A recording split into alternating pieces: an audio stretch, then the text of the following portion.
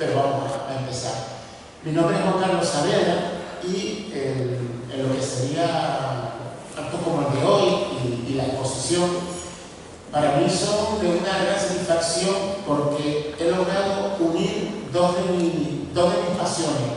Uno, lo que es la literatura, los libros, y otro, lo que son los temas de misterio, de incógnita, de duda. O sea, se trataría algo así, yo lo definiría como buscar en lo que sería el descubrimiento de todo aquello que va más allá de los 5 sentidos. Desde pequeñito me apasionó estos temas, sobre todo porque en mi entorno familiar, mi hermano mayor pues, coleccionaba una serie de libros que fueron los primeros que yo me encontré cuando me acerqué a una estantería. Podríamos hablar, por ejemplo, de Jiménez del Oso, lo leía de pequeñito, sus obras, libros también con temas universales, como las pistas de Nazca, que me atrajeron también, el intentar descubrir el significado, si era algo que podía tener una explicación antropológica, por el contrario, como dicen muchos, podía ser alguna conexión con seres de otro planeta que nos visitaron. Temas también de gran impacto, como puede ser el misterio del Santo Grial. Me acuerdo de pequeño de leer sobre los cátaros, toda la civilización de los inicios del cristianismo, que traía una serie de misterios. Erich von Däniken también causó en mí un gran impacto en la posibilidad de que hubieran existido antes de nuestra civilización, pues otras culturas influenciadas por el mundo extraterrestre, el Triángulo de las Bermudas, como no. Son enigmas mundiales que fueron acabando en los libros, como La Reunión de los Brujos, otro libro que para mí me marcó, donde empezó a hablarse de un tipo de literatura que es el realismo fantástico, en el que se pueden mezclar las teorías científicas también con enigmas. O sea, son una serie de libros que marcan, y yo creo que han marcado a varias generaciones de personas que nos acercaron al misterio. El gustarme estos temas me hizo en un momento determinado de mi vida, hace ya muchos años, llegar a la siguiente reflexión. A mí siempre me ha gustado lo canario, el potenciar lo nuestro. Siempre he considerado que nuestra cultura ni es mejor ni peor que otras culturas del mundo, pero es la nuestra y tenemos que conocerla. Yo en un momento de esto de pensamiento llegué a la siguiente conclusión. Vamos a ver, en Canarias hay una gastronomía tradicional. Hay libros sobre gastronomía. Tú paras por la calle a alguien y me dice, mira, dime 3 platos típicos canarios. Ropa vieja, el sancocho, el potaje de berro. Luego también empecé a preguntar, ¿la música canaria? También hay trabajo, hay estudios, hay libros. Para cualquiera por la calle y me pide 3 estilos musicales canarios: isa, folía, el sorondongo, el tajaraste, o sea, que puedes encontrar una respuesta, igual que los topónimos. Y yo me planteé, ¿y quién se ha encargado de mantener vivas nuestras tradiciones, nuestros mundos de mitos, nuestro mundo de leyenda, esas cosas que pasaban en los campos y pasan, esas mujeres de poder que todos los pueblos han tenido y tienen, que ayudan a sus vecinos en curaciones, en energía, etc.? Y yo me lancé en lo que sería la novela juvenil. Es una novela juvenil en la que ofrezco pues temas reales, probados científicamente con duda. En definitiva, esta exposición, mi participación en ella, cuando José Gregorio me lo comentó junto al pintor, para mí ha sido una satisfacción por ese cruce de lo que serían nuestros misterios canarios tradicionales, que José Gregorio ha trabajado muy bien en sus libros, y lo que pretendemos esta noche, lo que hemos pretendido con esa exposición, es invitarles a todos los que han venido, los que están aquí hoy, esta noche, a acercarse a ese mundo de mitos, leyendas, misterios que tenemos en Canarias. Son tantos, yo como José Gregorio siempre, medio en broma, medio en serio, hemos dicho que si hubiera una liga mundial de territorios del misterio, estaríamos en primera, en la Champions League, y nos podemos ser el Real Madrid, el Barcelona, el gran equipo que ustedes quieran. En definitiva, estamos hoy aquí nosotros porque nos gustan los misterios. A mí me gusta escribir, a José le gusta escribir y a John le gusta pintar. Y todos estos misterios que nosotros hemos recogido en el libro, él los ha recogido en 4 que ahora podremos explicar. En definitiva, lo que yo pretendo en un tema personal es eso. Decirle al canario, en la Canaria tenemos mitos, leyendas, tenemos cientos de historias que se salen fuera de lo común, que tenemos que conocerlas, cuidarlas y mantenerlas para las nuevas generaciones. Y esta ha sido, esta actividad que estamos haciendo, llegando por diferentes pueblos, pues una posibilidad de hacer ese acto de comunicación. Y en concreto, quien más sabe de estos aspectos de misterio que rodean a nuestra cinta es José Gregorio González, que le cedo la palabra. Bueno, eso de que quien más sabe es más bien el que más charlará, y el que es difícil ponerle de freno cuando se va a hablar, ¿no? Bueno, antes de involucrarme yo directamente y contarles algunas historias de misterio, algunas de las que están en los cuadros y otras que no han podido salir, sí me gustaría primero darle la palabra a nuestro compañero Joan Bels, porque él es el encargado de al final plasmar en esos cuadros una forma muy particular de vivenciar el mundo del misterio. Es una visión personal de él, una visión íntima, pero que se fragua, que se teje a partir de lecturas como de libros como los que ha citado Juan Carlos Saavedra, de influencias que tienen que ver con la radio del misterio, con la tele del misterio, con las revistas que antaño nos ilusionaban cuando íbamos a buscarlas al kiosco o tenías que leerlas en la biblioteca. Revistas tipo Karma 7, Mundo Desconocido, que la toma aquí en Canarias, bueno, y obviamente las que todavía se pueden conseguir en kiosco, como es el caso de Año Cero o de Más Allá. Pero bueno, a él le tocó la difícil tarea de cristalizar este proyecto de forma visual, y me gustaría que lo contara, porque por lo general a los artistas plásticos pocas veces les escuchamos hablar, no son muchos en eso, no les apetece, sencillamente se quieren expresar a través de su arte, y aquí lo vamos a poner por compromiso, porque Joan Bels ha crecido en el misterio, ha crecido con el misterio también, y esta es su primera exposición individual, y el hecho de que tenga a temas que le apasionan como fuente de inspiración, yo creo que la convierte en algo que jamás va a poder olvidar. Yo diría que incluso el principal fenómeno paranormal de su propia vida en estos momentos, ¿no? Así que yo te doy la palabra para que nos cuentes cómo fue el proceso creativo, las dificultades o no que pudieron existir, y si esos 16 cuadros que tenemos ahí son los 16 cuadros que pensabas pintar o que te dejaron pintar. Hola, buenas noches. Bueno, me hubiera gustado haber creado más obras, pero tuve que hacer una pequeña selección entre todas ellas, un poco, pues, quizá un poco por tiempo y demás, ¿no? Eso tiene un proceso largo, ¿no? Comentarles que muchas de las obras que tuvo un comienzo, y se lo comentaba a José Gregorio y a Carlos, que ya casi a punto de terminar muchas de las obras, pues tuve que volver otra vez a empezar de cero porque no me quedé contento, es decir, no era lo que yo realmente quería crear, ¿no? Y muchos compañeros de batalla me decían que estaba loco, pero si ya está a punto, ya casi no es lo que yo quiero transmitir, ¿no?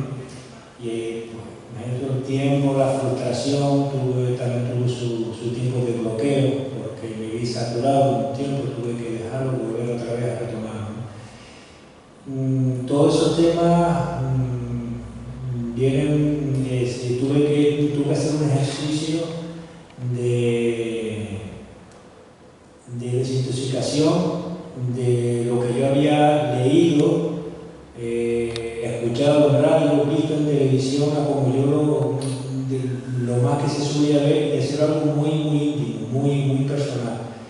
Y eso era, aparte de ser un riesgo técnico, un riesgo también, para mí es un reto, ¿no? Y bueno, y ahí está, ¿no? Yo creo que, no sé, espero que les guste, pero lo que hay ahí es 100% salido de aquí dentro. Yo siempre, cuando me preguntan por la exposición, siempre he dicho que lo pinta fue el niño que fui, no el adulto que soy, ¿no? Toda esa visión visión creativa viene de muchos programas de radio, de mucha televisión por estos temas, de haber conocido personalidades de todo este género. Y hombre, yo me siento súper orgulloso de poder cumplir esas dos facetas, ¿no? Lo que me gusta, que es el arte, la pintura, y mi tema favorito, que es el misterio, ¿no? Así que espero que la disfruten y que les guste. Bueno, pues yo les animo a que corran la voz, ¿vale? A que la vean, que se lo digan a sus amigos, familiares o a sus enemigos también, si no les gusta, como castigo, ¿no? Que les invitan a venir a la exposición. Ha sido muy complicado resumir, ¿vale? Porque Canarias es un territorio tan rico en misterio que es imposible, necesitaríamos salas muy grandes y muchos cuadros para poder plasmar cada uno o la mayoría de los misterios, de los mitos, de las leyendas con las que contamos en Canarias. Porque les voy a contar un secreto. Cuando yo empecé en estas cuestiones hace ya unos 30 y tantos años, es una anécdota personal que una vez he contado, pero creo que es bastante gráfica. Yo creía que tenía mala suerte. Yo leía los mismos libros que Juan Carlos y descubría que todas las cosas misteriosas y todas las cosas enigmáticas estaban fuera. Pues las pirámides de Egipto, ¿dónde estaban? En Egipto. O sea, que blanco y botella, ¿no? Me fascinaba el Stonehenge, porque también estaba para las Islas Británicas, los círculos megalíticos. Pensaba en OVNI y, bueno, obviamente los americanos son los que tienen los casos y los platillos volantes recuperados, ¿no? Después del accidente. Las historias de fantasmas, bueno, pues en Escocia, que tenían sus castillos y todo el castillo allí tiene un fantasma. Y además ellos encima tenían un monstruo en un lago, ¿no? El monstruo del lago Ness. Pues si mirabas para el otro lado del charco, veías las líneas de Nazca fascinantes en Perú, toda la arqueología y los templos de la América precolombina, las casas toltecas, no sé, las pirámides mayas y aztecas. ¿Dónde estaba todo? Fuera de aquí, ¿no? Y llegué a pensar que alguien que se sentía apasionado por todo este tipo de cuestiones, pues lo peor que le podía pasar era nacer y vivir en Canarias, porque, anda, no estábamos lejos de todos esos sitios, ¿no? Bueno, pues al poco tiempo, cuando ya me soltaron y me dejaron ir solo por la guagua o a caminar por las veredas y los caminos, ya pues no sé, tendría 10, 11 años, empecé a hablar con curanderos, con santiguadores, que era lo más cerca que tenía, lo más próximo del pueblo. Presté atención, o especial atención a los cultos de brujas, de aparecidos, y me di cuenta de que había gente en el entorno más o menos cercano que decía haber visto ovnis. Vaya, o sea, la película aquí empezó a cambiar un poco. O sea, resulta que había historias de aparecidos y de fantasmas cerca. Había gente con la que yo podía hablar que había visto ovnis. Y encima había personas a las que incluso a mí me habían llevado a curar, que eran capaces a veces de ejercer una medicina que casi parecía espiritual o mágica. El siguiente paso fue apuntarme de monaguillo, ¿vale? O sea, porque claro, creencias al margen. En una iglesia se escuchan muchos misterios. O sea, cada lectura, cada evangelio, pues te están contando algo donde supuestamente Dios se manifiesta a través del prodigio. O sea, que todo ese mundo me fascinaba, ¿no? Y terminé descubriendo ya que no solo no era mala suerte haber nacido en Canarias y me gustaba el misterio, sino que ocurría todo lo contrario. ¿Por qué? Descubro que una de las ubicaciones más reiteradamente citadas como lugar donde pudo existir la Atlántida era Canarias. Fíjate por dónde. Me doy cuenta de que teníamos un mito muy potente que nos acompaña desde hace 500 o 600 años, que había generado una literatura increíble y un interés en viajeros ingleses, viajeros alemanes, franceses y de la Conchinchina, que era el misterio de San Borondón, una isla que aparecía y desaparecía y que protagonizó expediciones que fueron en su búsqueda. Y hubo gente incluso que yo no había estado allí. Bueno, y empecé a descubrir todo esto. De pronto me doy cuenta también que en el mapa de la ufología, es decir, del estudio OVNI a nivel internacional, el nombre de Canarias estaba escrito con letras mayúsculas y doradas, porque era un territorio donde donde se habían registrado muchos casos y algunos de los más importantes ocurridos en el mundo en los últimos 50 años. Bueno, yo, se puede imaginar, me empecé a entusiasmar, pero a enloquecer, ¿no? Cuando también descubro que mucha gente de otra parte de España lo que sentía era envidia de no estar en Canarias. Se empieza a descubrir eso. Madrileños, catalanes, de gallegos. Anda que no tiene ningún misterio, ¿no? Los de gallegos, asturianos, bueno, ya lo digo yo, de extremeños andaluces, ¿no? O sea, se sentían predilección por los misterios canarios, por la frecuencia, por la intensidad de los misterios. Y ya, pues, esto me terminó de volver loco de remate cuando empiezo a tener que hacer investigación mucho más activa. Es decir, cuando ya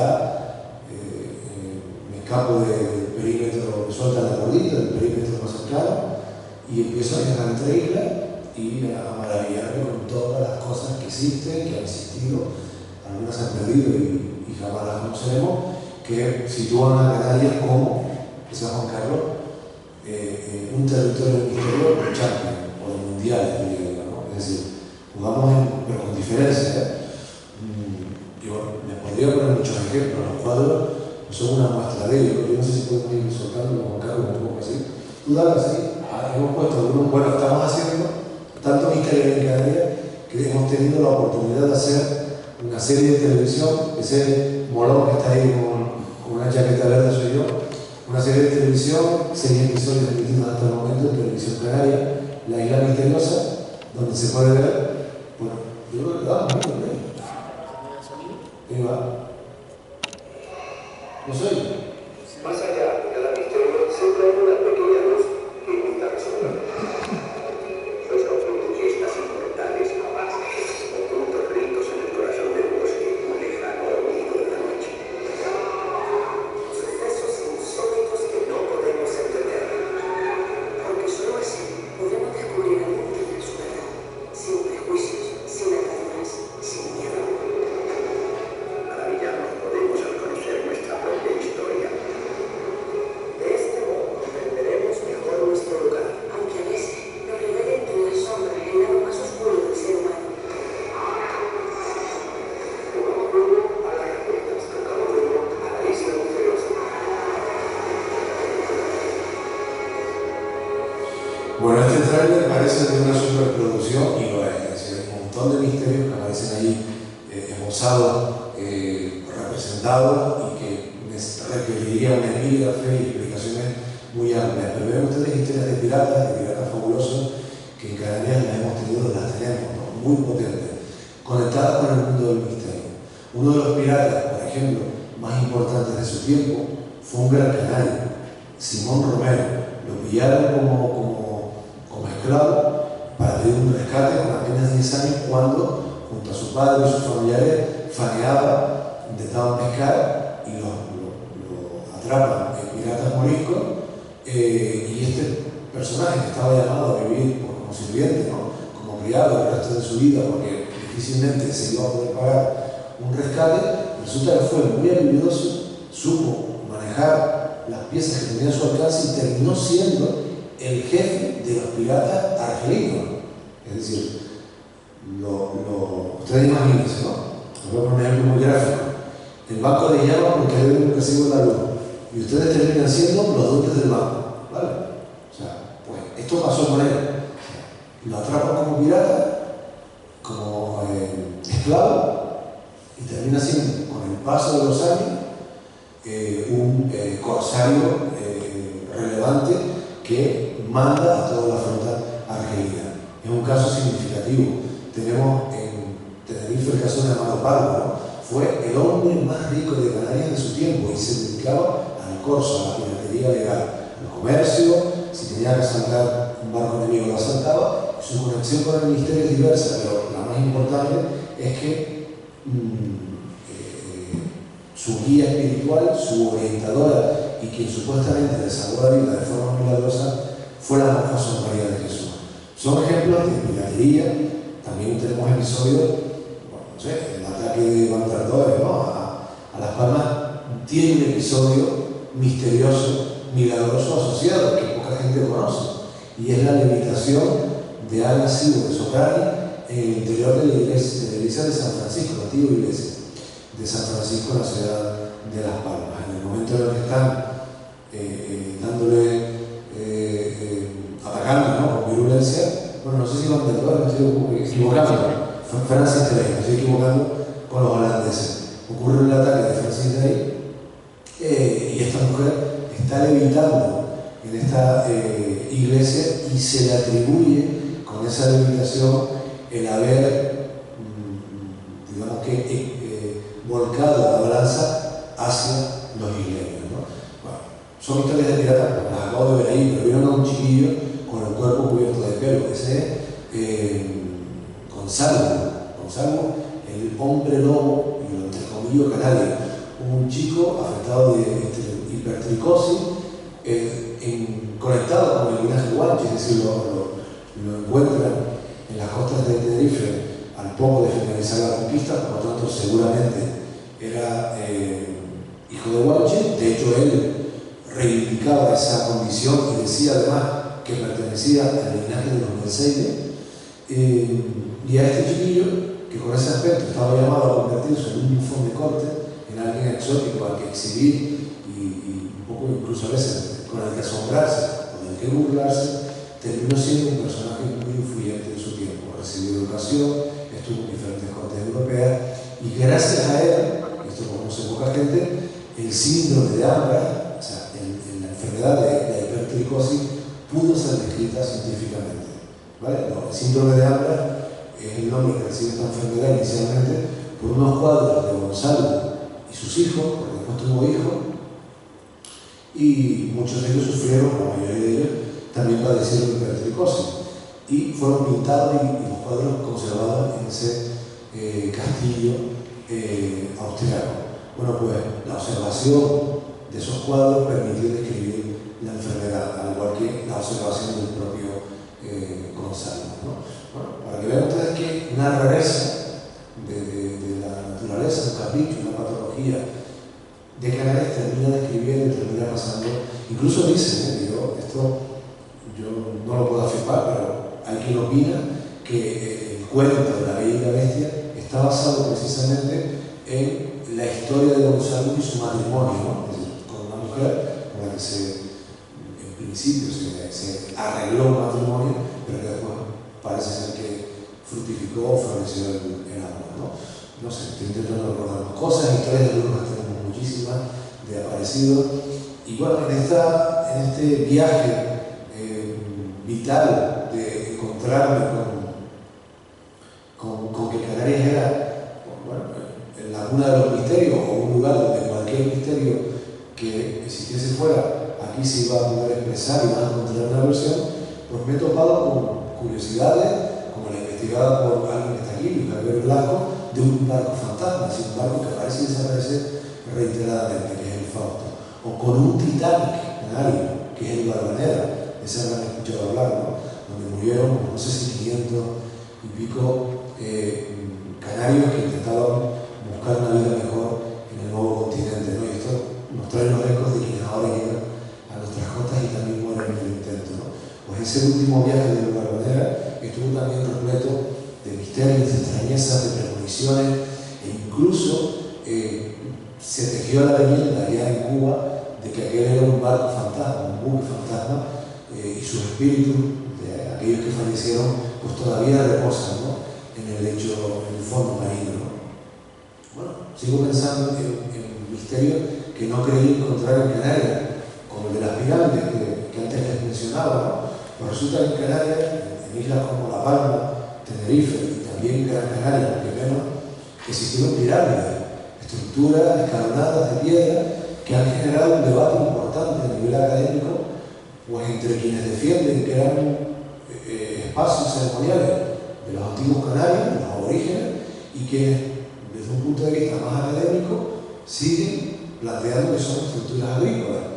Y en medio hay un punto de encuentro que es el de aquellos que dicen que hay de las dos cosas, que hay estructuras y emplazamientos que tienen un significado cultural y ritual en base a lo que sabemos de los antiguos canarios, incluso con algunas evidencias físicas, y quienes al mismo tiempo admiten que algunas de estas pirámides que hoy se conservan son realizadas por nuestros agricultores imitando estructuras anteriores o recuperando estructuras anteriores que ya existían ahí y que venían de un pasado muy antiguo, ¿no?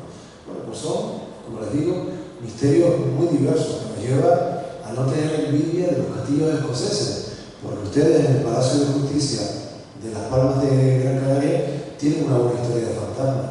Lo cuentan los trabajadores, algunos de ellos, tanto los vigilantes como el personal administrativo, que hasta hace poco decían que escuchaban pasos en sitios que estaban desalojados, que las puertas y ventanas a veces cobraban vida propia o que se ponían a funcionar las fotocopiadoras sin que nadie las activase, ¿no? Por la noche, por los guardias de seguridad, pues se echaban las suertes a quien no le tocaba, ¿no? La suerte era quien se libraba, ¿no? Porque se exponían de una manera real o subjetiva al ambiente o a un ambiente donde se creía que pululaban los espíritus que dan por ahí. ¿Vamos dando cuál? Sí, vale, ¿cuál le doy? ¿Cuál es el otro?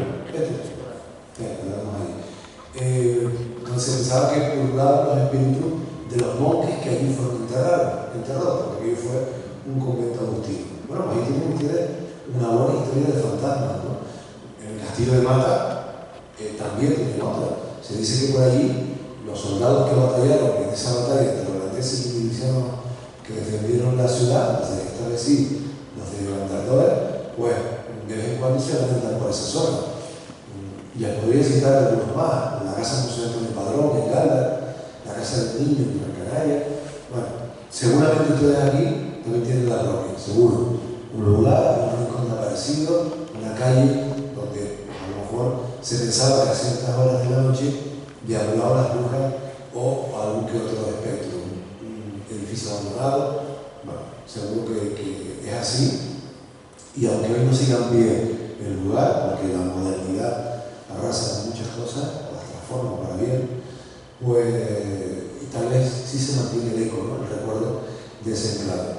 Esta es una imagen alegórica del cuadro de León, que está por allí, dedicada al fenómeno ovni.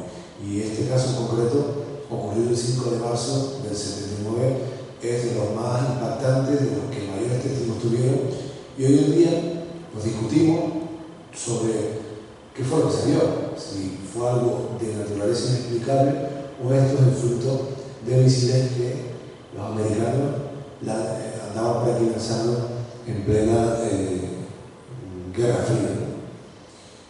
Entonces es un poquito más pequeño. Cuando uno lo ve allí de frente, se le ponen los pelos de punta. Esta es la manera en la que John Wells ha visto a las brujas vampiras. Tenemos vampiros, no tenemos algo de Drácula y no tenemos a los vampiros así como mopetones y molones de la saga Amanecer, pero nosotros tenemos en Canarias nuestras propias historias de vampiros. El mito del vampirismo, la creencia del vampirismo o la realidad del vampirismo, como ustedes prefieran, es universal. Y nosotros tenemos a las brujas vampiras nuestro propio ejemplo. ¿Qué eran? Bueno, hay casos, en los documentos de requisición, hay unos 40 casos oficiales de denuncias por niños chupados, que eran niños que aparecían muertos con marcas, con moretones en los muslos, en las espaldas, o a veces incluso en el cuello, por los que se creía que las brujas habían extraído la sangre. No se alimentaban con la sangre, no eran vampiras que comían sangre, sino extraían la sangre y con esa sangre hacían ungüentos, pócimas que después utilizaban en sus rituales o lo ofrecían como ofrenda al demonio. Aquí se creía esto.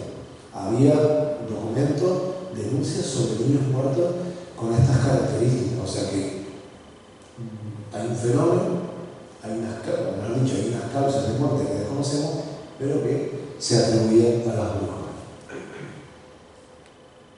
Esto era la matanza de Carlos, ¿no? Sí. Bueno, el chupacabra le suena a alguien. El chupacabra terminó siendo el nombre del grupo musical, de unos luchadores de lucha libre de Estados Unidos, de canciones de salsa bachata, de merengue, pero también fue una criatura muy temida en Latinoamérica, pues hace 20 años, en los años 90, ya en el 2000 también, y rompió con una fuerza terrible la creencia en muchos casos de animales que aparecían muertos en Miami, en Puerto Rico, bueno, ya después esto se extendió pues, desde Brasil a Venezuela, llegando hasta México y por supuesto a Estados Unidos. Animales que aparecían mutilados, a los que se les había extraído la sangre, las vísceras, bueno, devorados, y algunos testigos, algunas personas que presenciaron los ataques de los momentos posteriores aseguraban que había un animal, que había una criatura muy extraña que caminaba bípeda, que se parecía como un gran perro deforme, pero con una columna, con una espalda decorada con unas espinas, ¿no? Como si fuese un dinosaurio, ¿no? Como si fuese un brontosaurio, ¿no? Que tiene las espinas en la espalda, ¿no? Bueno, se formaron auténticas cacerías. Esto fue titular, portada en muchísimas ocasiones en la prensa escrita, televisiva y radiofónica. Hubo pánico, histeria colectiva. Nunca se supo, bueno, y hubo algún que otro, estamos hablando de Estados Unidos también, hubo algún que otro disparo, se les escapó, ¿no? Casi todo con de armas, pero algo que se movía en la maleza, en la oscuridad, pues disparaban, ¿no? Nunca se resolvió el misterio, es decir, seguramente fue un misterio de causas múltiples. Algunas serían convencionales, algunas serían ataques de animales, rencillas entre vecinos, bueno, y otras menos fáciles de explicar. Bueno, la sorpresa está en que en Canarias, ¿vale? Una vez más, esto ocurre en los 90, en el cambio a la década de los años del 2000, ¿no? En Canarias, en el año 1979, se registra un caso similar. Un caso similar, o sea, estamos hablando de 15 años antes, ya Canarias tenía, bueno, esto no es como para estar muy contentos, ¿no? Porque la noticia era como buena, pero ya teníamos casos en Taco, en la laguna, de mutilaciones, bueno, realmente eran ataques de animales, aparecían perros, después cabras, muertas, con unos orificios muy pequeños, cauterizados, sin manchas de sangre, ni en el animal, ni en los alrededores, y sin gota de sangre de los animales. Es decir, los habían perforado con algún tipo de dispositivo, les habían sacado la sangre y a veces también las vísceras.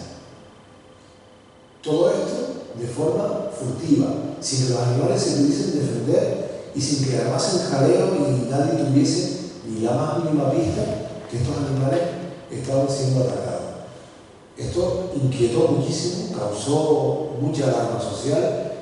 Se llegó a hablar de una criatura también en las inmediaciones de la montaña de Taco, pero eso fue un rumor que no se pudo confirmar. Hubo apariciones de ovnis coincidiendo y la policía se preocupó muchísimo, se investigó hasta donde se pudo y al final, pues de la misma forma misteriosa en la que había aparecido, desapareció. Y para este cuadro le voy a pedir que hable Juan Carlos, que conoce muchísimo de esta historia. Uno de los cuadros que quiso recoger el guión está relacionado con la aparición de la Virgen del Pino. Es un tema que me ha apasionado siempre desde un principio, desde que me acerqué a él, y hay algunos fenómenos ahí extraños que nos pueden indicar que es un rito ancestral indígena cristianizado por completo. Cuando se empieza a recogerse la primera historia sobre la aparición de la Virgen, se encuentra un manuscrito anónimo en el obispado de tiempos cercanos a la conquista que comenta que existía un árbol con una luz extraña, que había un manantial cercano que salía casi de las raíces, que tenía agua curativa para los indígenas, y que comentaba también que muy cerca del pino estaba enterrado alguien considerado santo por la cultura aborigen. Esto, viniendo de la cultura indígena canaria del norte de África, de la cultura bedelé, se van algún día por Marruecos, se llaman los moravites, son lugares apartados donde se supone que ha sido enterrado una persona considerada por el mundo bedelé como sagrada. Todo esto indica que Teror fue un lugar de culto no de los últimos años de peregrinación, sino como mínimo hace ya 2000 años, los habitantes de esta isla consideraban que Teror Apure, pues tenía un significado especial. A esto hay que unirle la aparición de esa luz. Cuando el pino cae, bueno, también cuando se sube por primera vez se encuentra una laja de piedra en el que, según la creencia cristiana, al aparecer la Virgen, tanta energía desprendió que dejó sus pies grabados en esa piedra. Hoy por hoy todos los arqueólogos creen que eran grabados podomorfos que fueron colocados en el pino en su momento para santificar el lugar. Es un lugar lleno de misterio.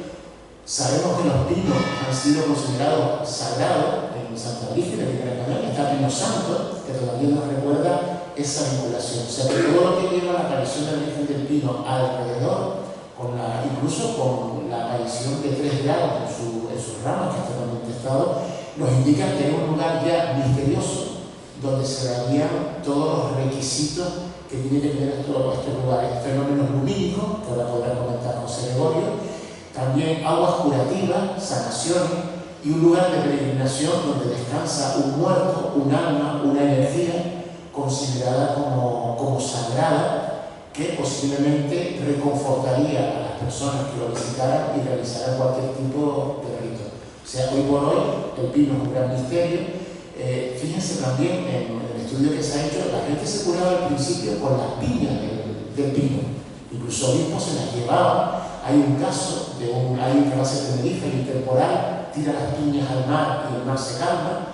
Luego la gente se curaba con la resina del pino. O sea que los primeros milagros atribuidos a ese entorno son completamente paganos. Interviene ya la religión, interviene el cristianismo, cristianiza el espacio, y a partir de ese momento las curaciones son, en principio, por el aceite que arde en la iglesia, en la lámpara, y después ya pasan a ser por lo que es la imagen hoy considerada como la Virgen del Pino. O sea, un lugar mágico que trasciende a lo que es el cristianismo con un montón de enigmas, y yo me quedaría con el fenómeno lumínico, que también, como bien dice José Gregorio muchas veces, si hubiera un territorio del planeta donde se reportaran luces misteriosas, seríamos nosotros. Y yo lo quiso reflejar así en una imagen que para mí, cuando lo vi por primera vez, me impactó, y creo que retransmite con fuerza lo que puede ser un árbol sagrado para una cultura.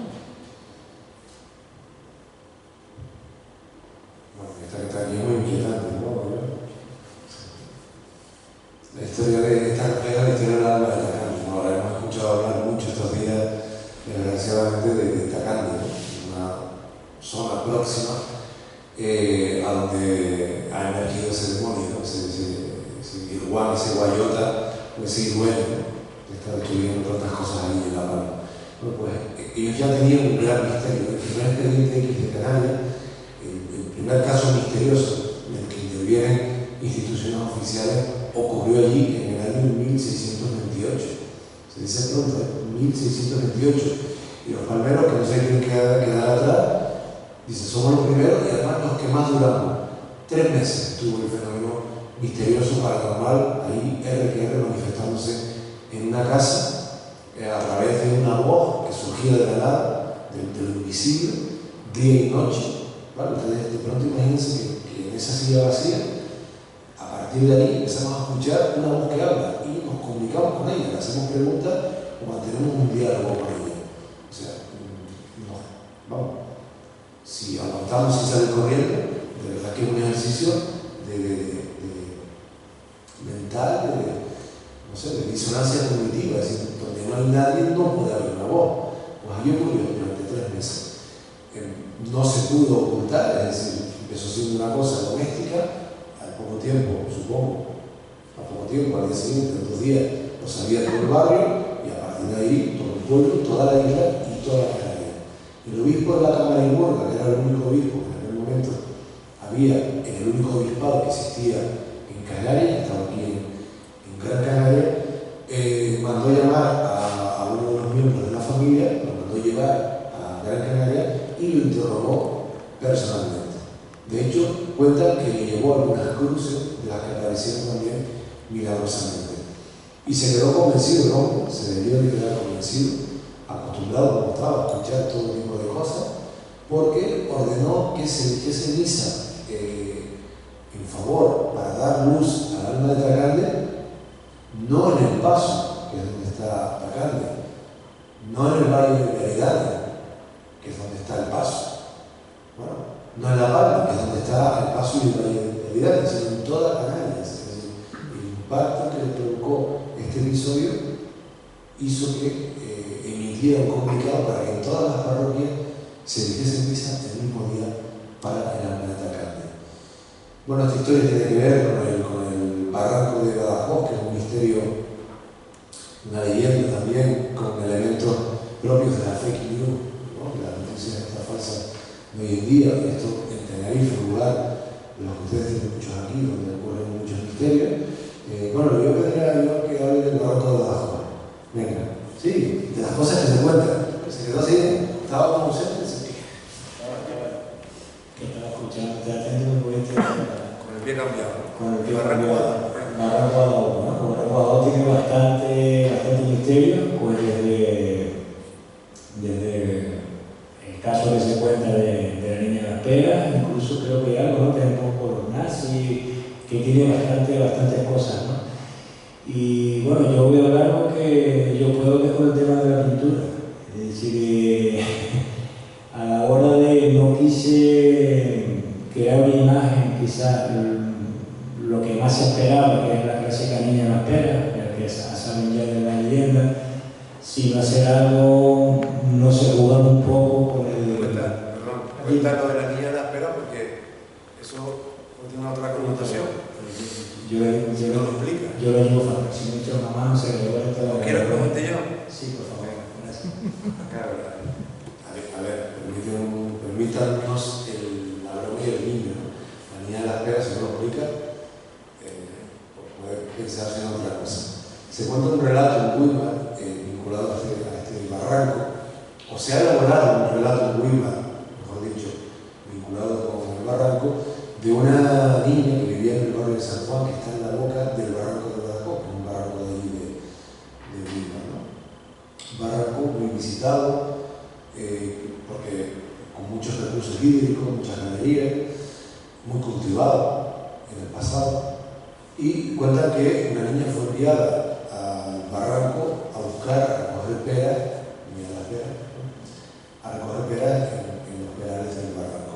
Y se encontró con una dama, una señora, de ropa resplandeciente y aspecto como muy amable y dulce, que la invitó a descansar, la invitó a tirar con ella una pequeña gruta que según las versiones, pues la chiquilla encontró iluminada y grande, y en otras versiones, además de eso, pues con una especie como de fiesta o de alborozo, gente que comía, que estaba por ahí, y que bueno, en fin, fue como para la chiquilla, fue como un espectáculo, estuvo un ratillo con esta mujer y después se fue. Y cuando regresaba, se dio cuenta que el camino había cambiado, es decir, el camino a casa se iba por el mismo sitio, pero había cosas que habían cambiado en el ambiente, en el entorno, algo raro.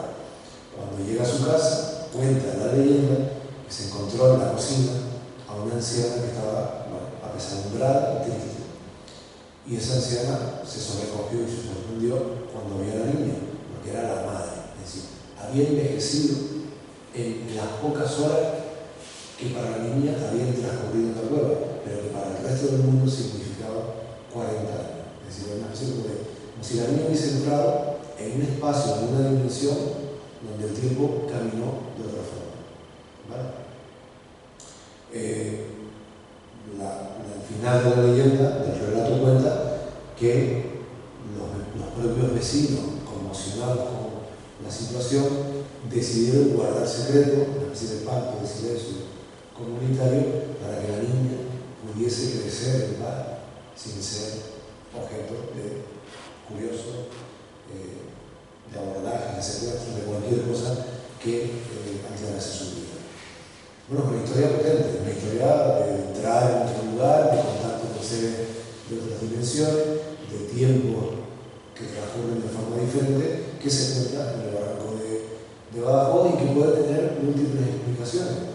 Más allá de que aceptemos el relato de forma íntegra, que no es mi caso, que no creo que haya sucedido así, Sí que parece ser un relato que se compone con diferentes ingredientes y que hubo una vez una niña que se perdió durante 3 días en el interior de una cueva y que hay un barranco, tanto el de Badajoz como el barranco del Agua, que está al lado, donde aparecen pues, personajes muy parecidos a esta dama, mujeres de blanco, que interactúan con la gente y que a veces les invitan a pasar a cuevas, ¿no? A cavidades. Bueno, creo que hay una combinación de algo de este tipo y otros ingredientes, pero en el fondo lo importante, el mensaje que uno saca de estos relatos es que el lugar está marcado por este tipo de fama, por este tipo de relatos, ¿no? El lugar es especial desde antaño y se ha hecho muy popular en los últimos 20 años con historias como esta, ¿no? O el de las luces populares, ¿no? Que esta es otra historia potente, y si me pongo a hablar, pues al final nos van a dar las uvas. Yo no sé cómo vamos de tiempo, no quisiera que se vea mucho, pero bueno, las luces populares son como las de Mafasca, la habrán escuchado hablar, ¿no? O los hachones del Time, o las luces de Almáciga en Tenerife, o la luz de la Dama en la Gomera. Son luminarias que se aproximaban a la gente. Valle Seco, efectivamente tienen otra, ¿no? Y bueno, casi todas tienen en común pues algún acontecimiento que es de tipo pecaminoso, ¿no? Pues, unos labriegos, unos pastores que en condiciones extremas deciden para poder comer utilizar la madera de una cruz para poder hacer una carne. Se utilizan una cruz que es un objeto sagrado y cometen un sacrilegio. O alguien que mata a otro, lo entierra en un lugar y el alma en vez de esa persona pues, brota en forma de luz para manifestarse, ¿no? Bueno, porque creo que en la de Valle Seco también se combinaban las dos, una de una cruz que se había quemado también y otra de alguien que había cometido o había muerto con unos secretos de un tesoro en Venezuela, quiero recordar, y entonces durante 6 meses la luz se veía en Venezuela y durante 6 meses se veía en Canarias, ¿no? También eso somos especiales, ¿no? La luz popular capaz de estar allí y aquí al mismo tiempo. Bueno, pues es otro de nuestros misterios, de nuestros grandes misterios, ¿no? Hostiricera, que les voy a contar yo de esto, si es un misterio de ustedes, de Gran Canaria, ¿no? Esa forma en la que creían nuestros antiguos que se manifestaba el mal, con forma de perro lanudo, de ojos encendidos, grandes dientes. A ustedes se les puede parecer un perro, pero no es un perro, es un tibicena, ¿vale? Toma nota, Luis. Me gustaría, hablando de los tilicenas, hay una palabra, una frase muy usada en nuestros campos, que ya lamentablemente se ha perdido, que es la de cruz perro maldito. El cruz perro maldito es un ejemplo de una mezcla en el que se está intentando espantar un demonio indígena, ese perro maldito, ese tilicena, con un símbolo cristiano, que es la cruz. Un ejemplo de cómo los tilicenas, esos perros que recorrían por la noche, lanudos, bueno, esos animales que se asociaban con perros, no solo es una tradición del pasado, de la época indígena, sino todavía hay gente que comenta haberlos visto en nuestros campos. Es un mito nuestro, como decía José Gregorio, con un gran arraigo milenario que todavía sigue vivo y se siguen reportando avistamientos de estos animales míticos. Pues sí, así es. Hemos conocido a testigos bastante, tanto directamente como a través de otros compañeros que han tratado este tema, que han asegurado describir efectivamente esto, ¿no? Animales con apariencia muchas veces de perro enorme, de ojos encendidos, con actitud fiera, actitud amenazante, pero que curiosamente no atacan, parece que solo intimidan. Y a veces, en los casos, esto es muy interesante, si pierdes el ángulo, es decir, para no meterme con ninguno de ustedes, ¿vale? Imaginemos que Luis Velasco es un tibicena, lo estoy viendo ahí, ¿vale?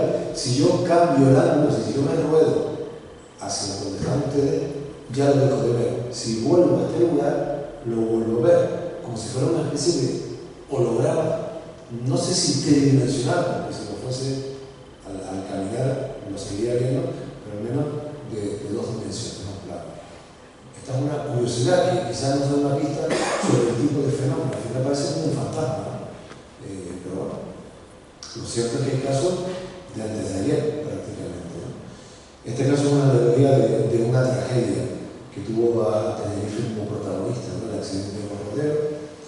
Y es un tema este que tiene muchos componentes misteriosos que están narrados. Además, muchas de estas cosas los que están en cuadro cuentan además con una ficha explicativa muy amplia, ¿no?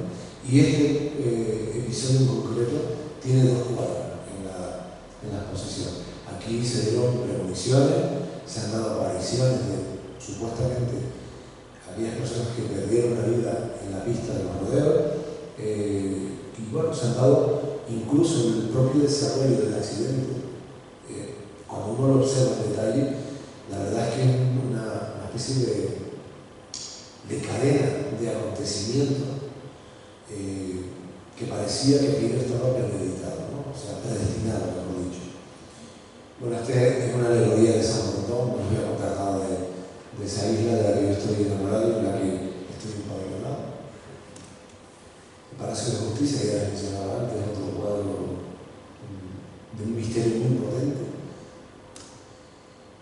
Este es el segundo de los rodeos, de la Niña de la Garita. Y bueno, esto para abrirles el apetito, ¿no? Echar unos pulpitos, unos calamares, ¿no? Les voy a contar una historia que conecta con lo que decía Juan Carlos al principio, ¿no? No solo los libros de misterio, sino que algunos misterios canarios han formado parte de la literatura universal. Vale, a ver, si les digo Julio Verne, todos sabemos quién es. El que más, el que menos, ha leído algo de él, ha visto una película o visto los dibujos animados. Eso. En algún momento, Julio Verne es uno de los grandes de la literatura universal, visto como un visionario, como alguien que nos ha hecho soñar, en fin, que se anticipó a su tiempo en apariencia. Bueno, pues resulta que él, en 20.000 leguas de viaje submarino, Capitán Nemo, ¿se acuerdan? El Nautilus, pone al Nautilus defendiéndose del ataque de un pulpo gigante. ¿Vale? ¿Se acuerdan de ese momento? ¿No? Bueno, pues Julio Verne, para componer esa secuencia, esa escena como fuente de inspiración y de documentación, utilizó un caso ocurrido en Canarias. Y esto es jugar en el Champions, directamente. Un caso que ocurrió en 1880 y algo, no me recuerdo, está en la ficha explicativa, con una fragata francesa, el Alertón, que andaba, no sabemos qué hacía por aquí, pero andaba navegando por las costas de Tenerife, y de pronto vieron un calamar gigante e intentaron atraparlo. Estuvieron horas afanados, batallando con el calamar. Quizás no tanto porque se defendiese, que tal vez sí, es posible que estuviese moribundo, sino porque por la propia estructura, la propia forma, el propio tejido del calamar, es muy difícil. Intenten ustedes poner un calamar, un pulpo, ¿no? Se escurre, ¿no?, entre las manos, ¿no? A veces incluso se te ocurre cuando ya lo pagaste en la pescadería, ¿no? La agarras ahí, ¿no? Lo intentaron durante horas, al final se desmembró, se les partió, pero consiguieron un trozo, yo no recuerdo si eran de 2 metros de tamaño, ¿no?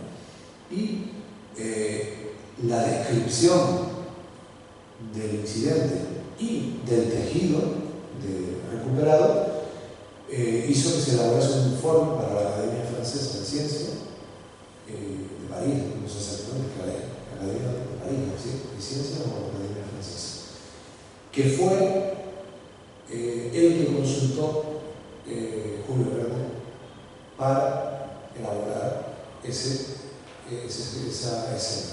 Él lo convierte en pulpo más que en calamar, porque el pulpo parece que mola más por todos los brazos, parecen iguales, ¿no? Pero fíjense ustedes cómo ese episodio tuvo a Canarias como escenario.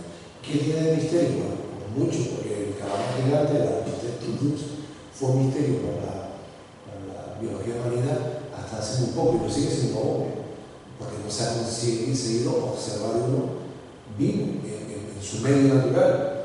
se ha logrado filmar algún ataque en una cámara de observación y se han recogido cuerpos que han permitido describirlo con detalle, pero viven a grandes profundidades abisales, donde no se puede llegar, donde solo pueden llegar los cachalotes. Bueno, también puede llegar un submarino y supongo que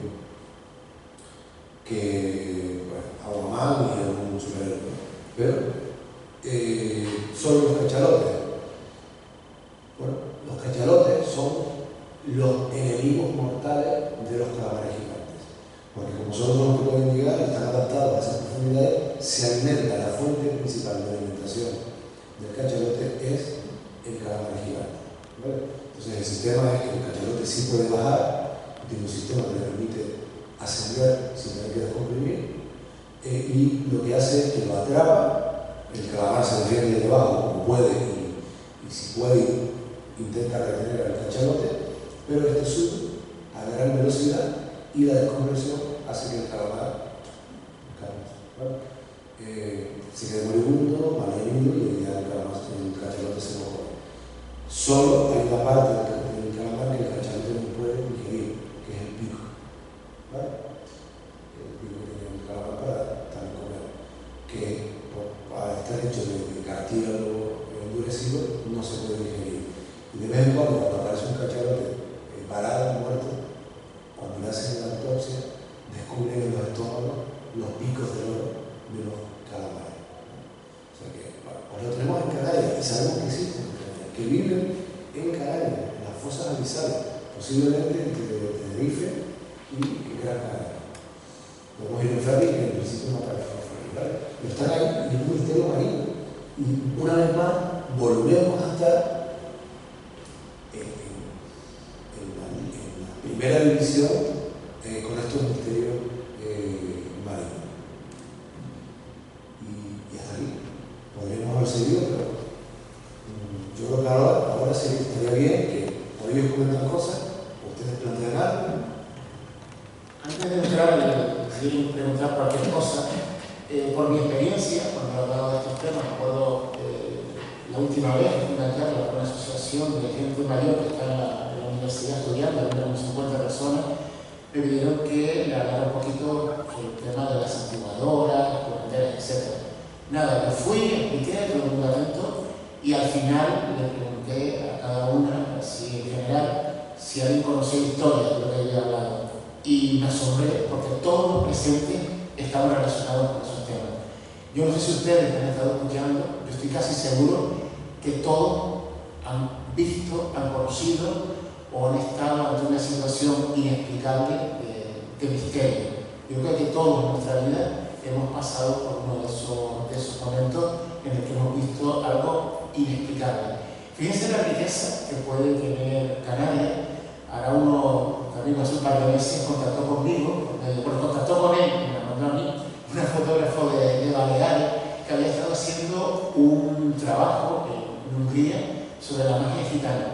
Entonces le dio por Canarias, me dice, mira, voy a visitar Canarias, ustedes tienen historias de mujeres de poder, me gustaría fotografiarlas, etc.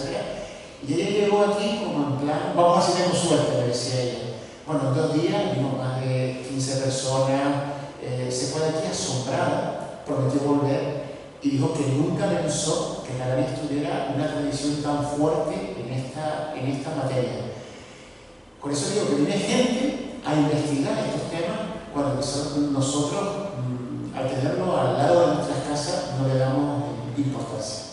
Pues nada, tengo una palabra a ustedes para preguntar lo que estimen oportuno. Está yo al señor Pascual, que tiene alguna opinión de cómo se inspiró en ello, o cualquier tema relacionado con los temas que hemos tratado esta noche. Si alguien quiere preguntar algo, está cuidado.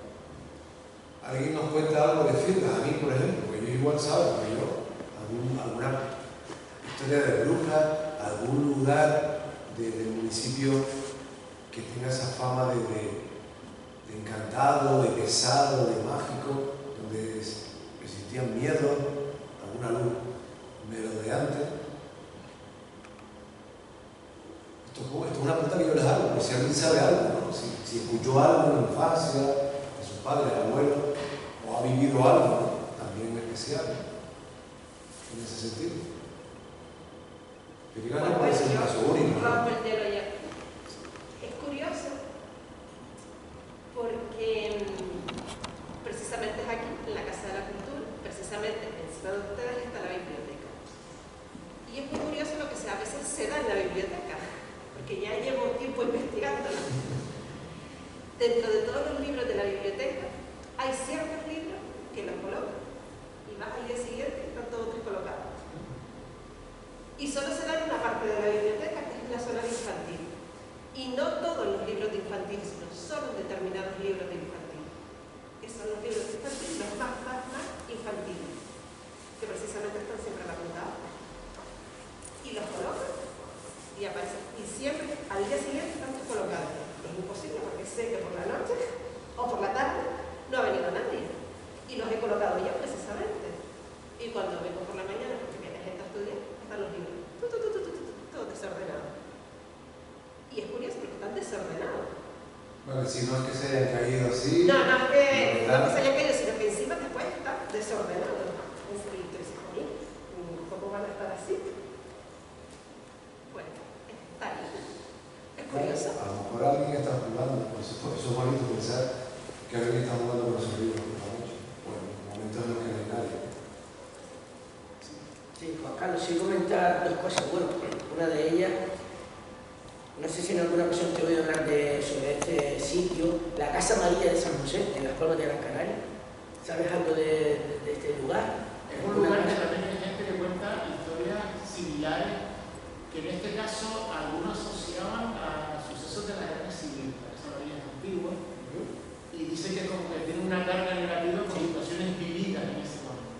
Yo no sé en el caso de la biblioteca si hay recordada alguna historia vinculada y no sé si tú en algún momento te has sentido, no sé, no bien vigilada o una sensación extraña de Yo creo que la Casa de la Cultura en sí ha tenido muchos usos a lo largo de la historia.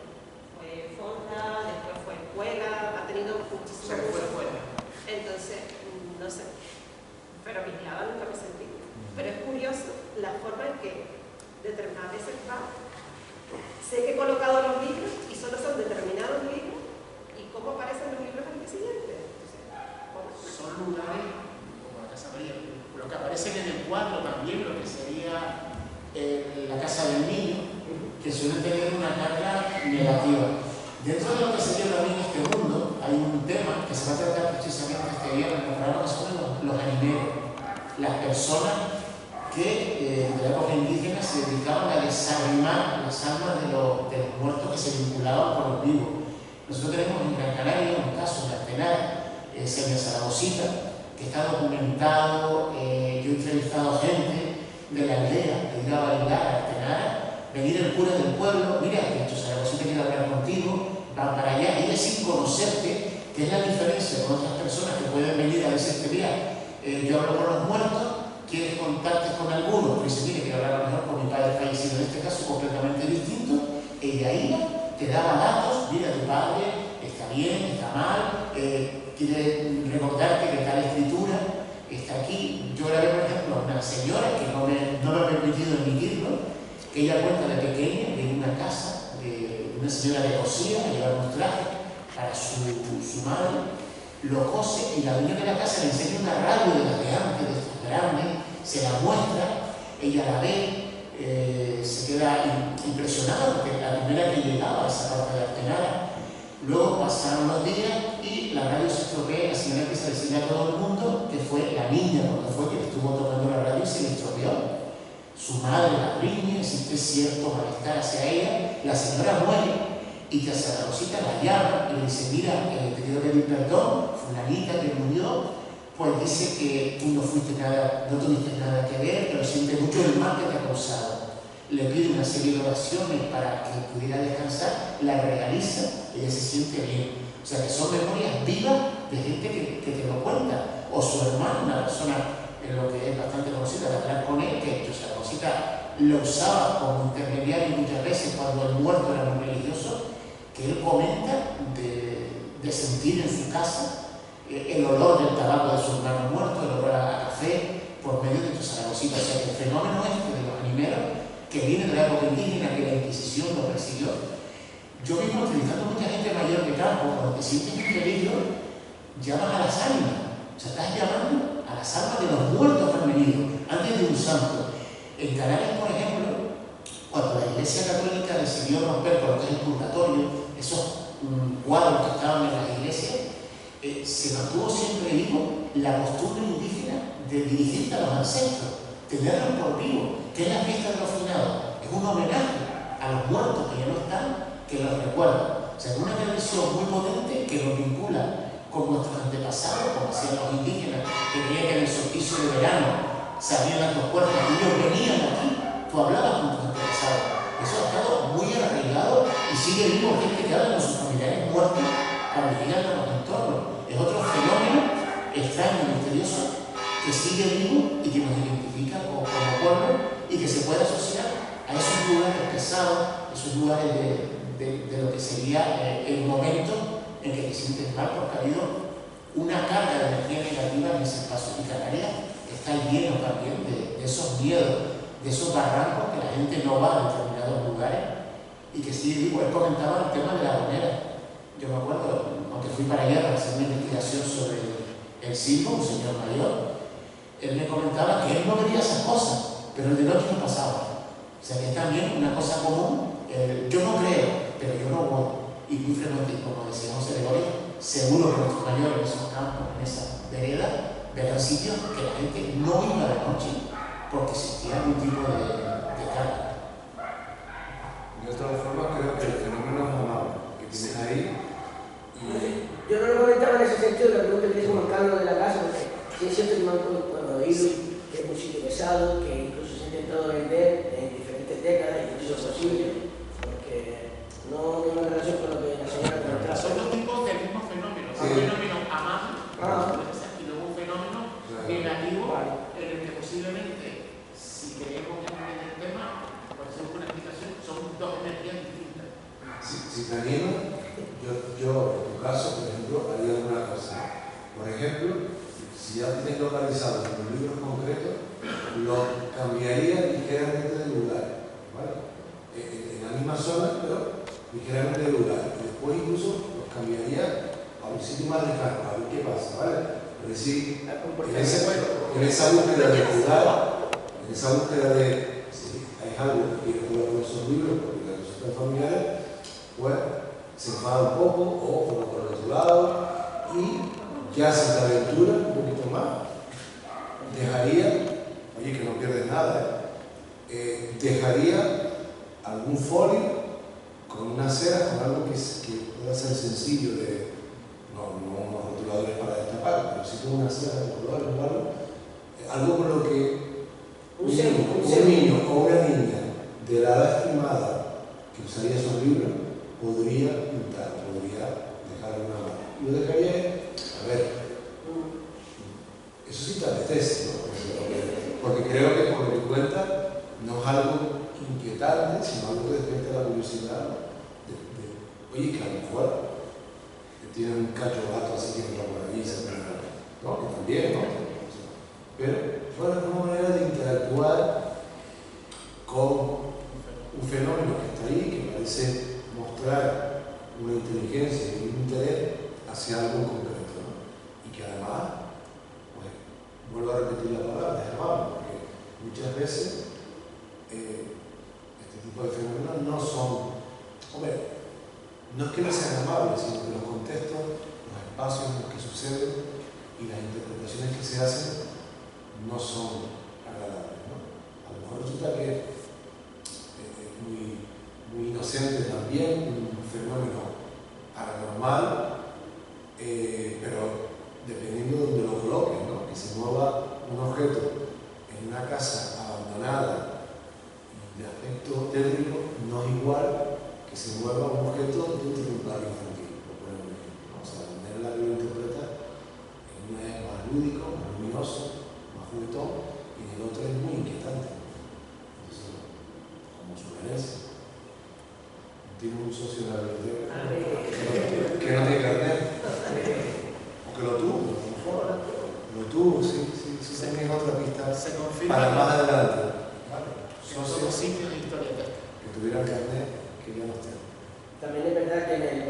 hablando del risco de San Nicolás, de donde son mis padres, bueno, especialmente mi madre, me ha llegado a contar de la presencia o de la visión de un ser extraño, alto, oscuro, en hora de la noche siempre, que incluso llegaba a llamar a alguna persona de la familia y demás, y sí, una presencia de alguien extraño, pero que llamaba mucho la atención por su dimensión, y sobre todo por el aspecto siempre oscuro, siempre y con una base. Sí. Muy potente. Sí, aparecía por las noches, sí. Incluso llegar a algún miembro de la familia de madre corriendo a casa como que... Se hablaba susto, ¿no? Pero la gente no iba por él. No. Se alejaba de él. Por lo cual no sabemos lo que... Exacto. Interesante ese lugar. ¿Alguna otra pregunta? Yo solo quería hacer una preguntita nada más. Hablando de los perros antes, me preguntaba yo si estaba relacionado con las fiestas de Valsequillo, de la suelta del perro maldito, si tenía que ver algo. Está bien, no, el perro maldito está vinculado a San Roque, que sería el santo, que es la fiesta. Y siempre han oído de que se relacionara con lo que sería el fenómeno tibiceno.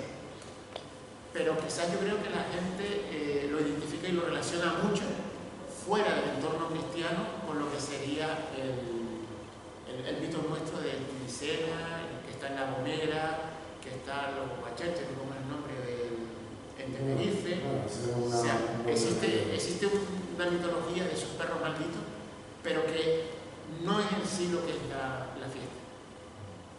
Sí, el perro que el demonio tenga forma de perro también, entre los antiguos canarios, tiene una razón, una explicación dentro de la mentalidad de los antiguos canarios, de los guanches, de los indígenas, de los majoreros, ¿vale? Y es la naturaleza o la actividad ganadera, o sea, eran pastores, aparte de la agricultura eran pastores, ¿no?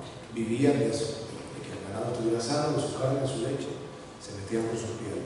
Entonces, ¿cuál era el principal, casi el único enemigo, si quitar las enfermedades, que podía dañar al ganado y perjudicar a la población? Se podía morir de hambre. Pues el único enemigo eran los perros asilvestrados. Atacaban al ganado, lo mataban y se lo comían.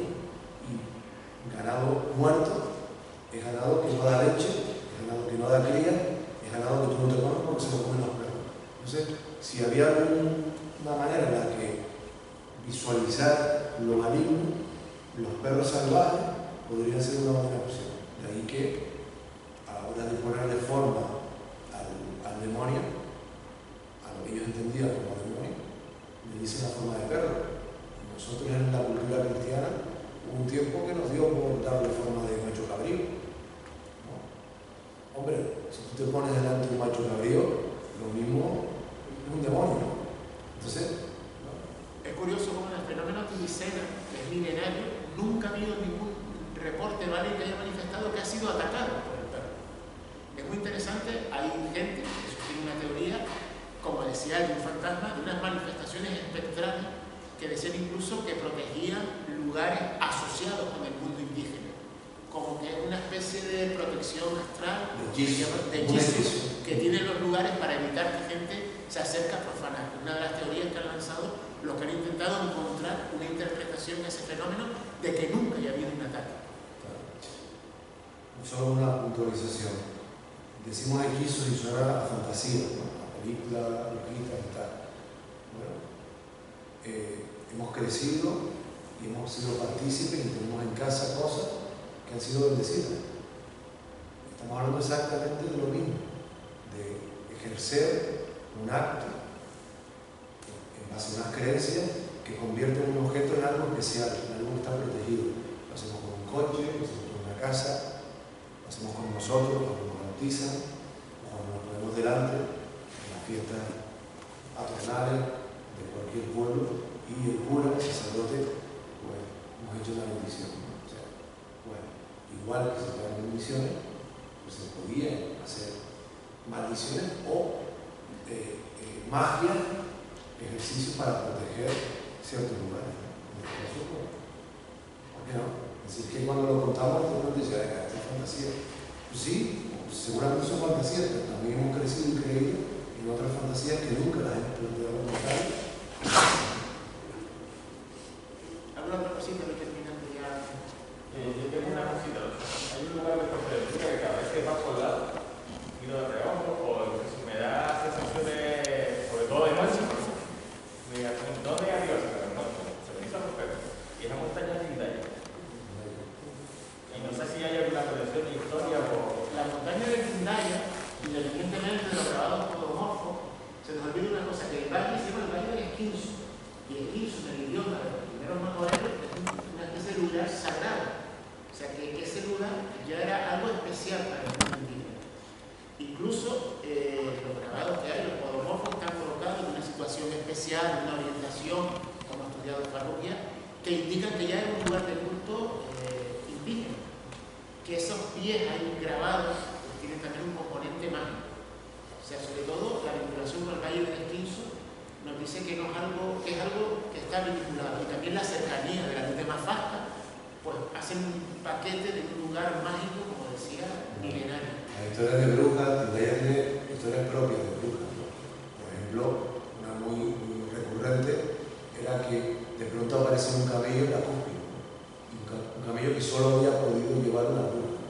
O yo recogí ahí una historia de un momento, no sé qué, cabrero ya mayor, que había vivido toda su vida al pie de la montaña, que hablaba de el relato de un ermitaño, esto es interesante, sin piernas, que vivía en la montaña, que subía flotando. O sea, que historias más particulares, más extrañas, y de brujas en este caso, de mágica, para ese lugar en concreto, no son muy particulares esas, ¿no?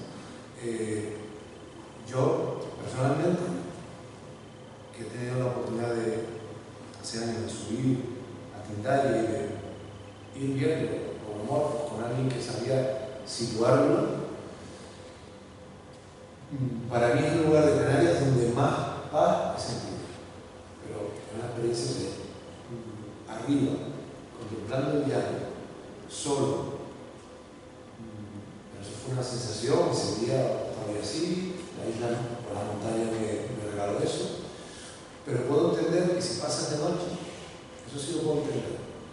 Porque lo he visto en otros lugares con otras formaciones geológicas. Puedo entender que si pasas de noche, su silueta, a veces el efecto de la luz, de la luna, impacta, ¿vale? Estremece. Eso sí lo puedo entender, porque eso yo lo he sentido también en otros lugares, ¿sabes? Como algo, un gigante que está ahí, que emerge y que inquieta, es decir, que genera inquietud. Por la noche no da paz, eso seguro, pero yo lo he sentido también en lo alto. Sí, era simplemente preguntarte si crees que a lo mejor San Borondón podría haber ahí, es decir, si en las islas pueden haber lugares que puedan ser portales dimensionales. Vale. Un poco parecido, bueno, es que lo de la Niña de las Peras podría estar un poco relacionado con el mundo de los elementales, o Sí. de los duendes, pero claro, si tú crees que hay a lo mejor portales dimensionales. Bueno, era uno de los escenarios explicativos para San Borondón desde hace mucho tiempo, precisamente era ese, ¿no? Que lo que ocurría con ese misterio era que se abría un portal, pues, a otra dimensión y que la gente era capaz de contemplar e incluso a veces de atravesar el sitio y llegar, ¿no? Esto es una teoría y una manera de interpretarlo que también se usa en otros lugares del mundo con ciertas cosas parecidas, ¿no? Yo realmente no lo sé, ¿vale? O sea, si le preguntas a un científico te dirá que es un espejismo, y si la luz refleja y proyecta no sé qué, algunos decían que era la palma que se reflejaba, el doble teide, ¿vale? Es un espejismo muy extraño. O sea, los propios científicos saben que aunque ellos digan que es un espejismo, la manera en la que se ve es muy extraña, no encaja con facilidad. Pero bueno, te van a decir que es un espejismo porque no te van a contar que es un portal dimensional porque es otra cosa, ¿no? Pero no es un fenómeno único, ¿vale? En el castillo de Romeral tiene una historia de una ciudad que mirando al mar parecía una ciudad moderna, una ciudad con rascacielos, y que era contemplada en ciertos momentos del año. E incluso, creo que era en Ahuime, si no recuerdo mal también, se daba mirando hacia el interior que se contemplaba una especie de ciudad morisca. También, en este caso, en la noche de San Juan, como San Borondón, que la tradición dice que tienes más posibilidades de ver San Borondón si te asomas al horizonte antes de que amanezca el día de San Juan. Creían que era una época propicia para observarlo. Ahora bien, ¿cuál es la explicación? Yo, sinceramente, no lo sé. Se ha visto tantas veces que si existen realmente zonas de vital, desde las que es posible ver mundos paralelos o vislumbrar otras realidades, pues seguramente San Borondón encaja como un guante en eso, ¿no? Pero también hay que reconocer que hay toda una mitología de islas perdidas, de paraísos perdidos por todo el mundo, que han generado sus propias leyendas, ¿no? Y que combinaban, pues, a veces elementos tan dispares como la propia necesidad de encontrar nuevas tierras, nuevos paraísos, a veces la observación de islas flotantes, tal vez de algas, ¿no? La acumulación de madera, o animales, ¿no? No te olvides que la leyenda de San Borondón, en el relato de San Borondón, del monje, él celebra misa sobre una isla que se mueve y que al final es una ballena, ¿no? Entonces, bueno, tal vez algunos casos se pueden explicar combinando ingredientes, ¿no? Pero te tengo que confesar que hay tanto que la hipótesis de la puerta dimensional, pues, me parece tan válida como otra. Pues damos entonces por terminada la noche. Muchas gracias. Agradecer también a